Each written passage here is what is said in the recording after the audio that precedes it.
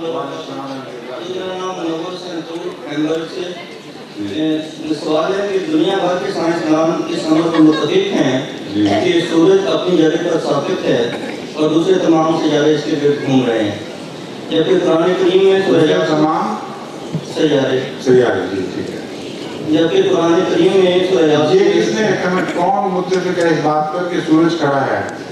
Science کو موجود ہے کہتے ہیں، یہ جو سائنس میں نے پڑھی وہ تو ٹھیک ہے،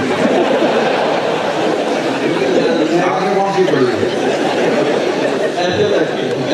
ساری کائنات گھوم رہی ہے، کائنات میں ایک بھی ستارہ ایک بھی سیارہ کھڑا نہیں ہے، سورج اپنے تمام سیاروں سے لے گھوم رہا ہے، میرا سوال حل ہو گیا۔ اور قرآن کریم اور قرآن کریم فرماتا ہے کل فی فلک یسبحون، ہر ایک غیبی صورت میں گھوم رہا ہے، اور یہ ثابت شدہ حقیقت ہے۔